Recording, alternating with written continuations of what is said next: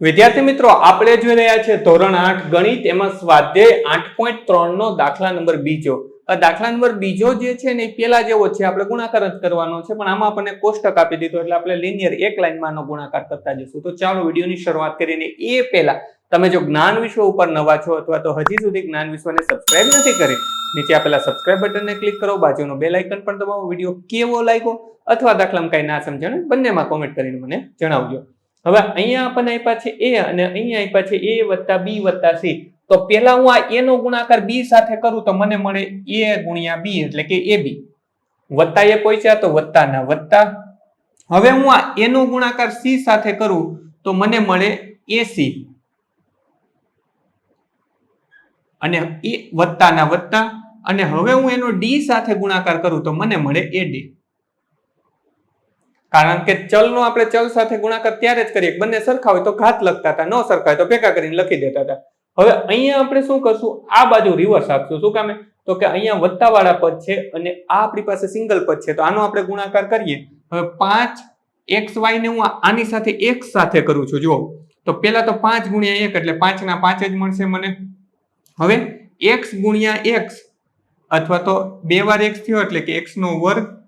હવે y ગુણ્યા x, હજી જો આપણે x પાસે જ છે, હજી અહીંયા આપણે ગયા જ નથી, તો y ગુણ્યા x એટલે કે શું થશે, તો y નો y. અહીંયા આપણી પાસે આ રીતે હતું. કલ્પના કરો કે 5 ના 5 લખ્યા, x એક વાર ને x બીજી વાર એટલે 2 વાર અને y ના y. નિશાની કઈ આવી તો કે વત્તા એ પહોંચ્યા.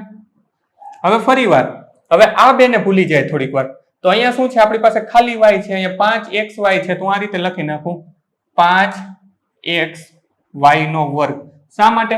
તો કે જો આ બંનેને આપણે ભૂલી જઈએ તો અહીંયા શું છે, તો કે 5 ના 5 લખી નાખ્યા. અહીંયા x છે, આની પાસે કંઈ નથી તો x નો x લખી નાખ્યો ને અહીંયા y નો વર્ગ શું કામ આવ્યો, તો કે અહીંયા y છે ને અહીંયા y છે. હવે નિશાની તો કે ઓછા શું થશે, અહીંયા પહોંચ્યા 5 ગુણ્યા 5 એટલે કે 25 25 x અને y. શા માટે xy? તો કે અહીંયા કોઈ પણ ચલ જ નથી, તો આના જે xy વધ્યા એ મેં ત્યાં લખી નાખ્યા. હવે અહીંયા આવીએ, p આની સાથે પેલી સંખ્યા સાથે ગુણીએ તો કે p નો અહીંયા વર્ગ છે ને હજી એક વાર p એટલે કે આપણને મળશે એવું 6p ની 3 ઘાત.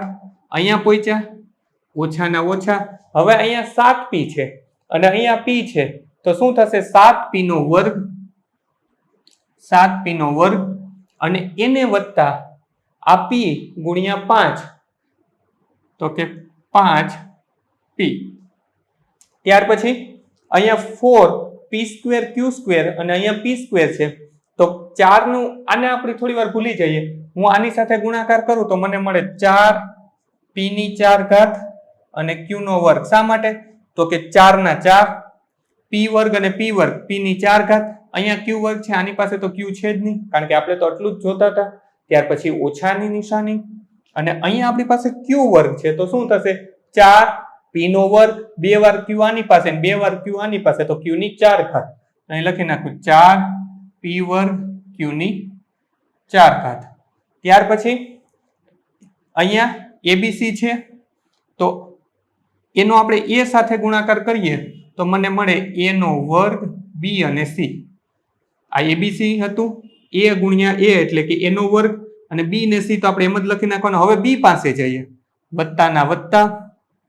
અહીંયા આપણી પાસે ખાલી b છે તો હું લખી નાખું a b નો વર્ગ c અને આપણે c પાસે જશું તો શું થશે, a નો a, b ના b અને c નો વર્ગ. તો કંઈક આવું મળશે મને, a b c નો વર્ગ. વિડીયોને પોઝ કરી બીજો દાખલો તમારી નોંધપોથીમાં ઉતારી લ્યો, ત્યાર પછી વિડીયો ચાલુ રહેવા દેજો. બીજા પછી ત્રીજો દાખલો ફોટોની લિંક સ્વરૂપે ડિસ્પ્લે પર જ આપી દઈશ, ટચ કરશો એટલે જોઈ શકાશે. સ્વાધ્યાયના બધા જ દાખલાની લિંક નીચે ડિસ્ક્રિપ્શનમાં આપી છે, તો ત્યાંથી પણ તમે જોઈ શકશો. બાળ મિત્રો, વિડીયો જોવા માટે ખૂબ ખૂબ આભાર. આ વિડીયોને લાઈક કરો. જો હજી તમારા મિત્રો સાથે આને શેર ના કર્યો હોય તો આ વિડીયોને શેર કરજો અને મારી આ ચેનલને કે જ્ઞાન વિશ્વને સબસ્ક્રાઇબ કરવાનું ભૂલતા નહીં. ચોક્કસથી આ ચેનલને તમે સબસ્ક્રાઇબ કરજો. Thanks for watching. ફરી મળશું બીજા વિડીયોમાં.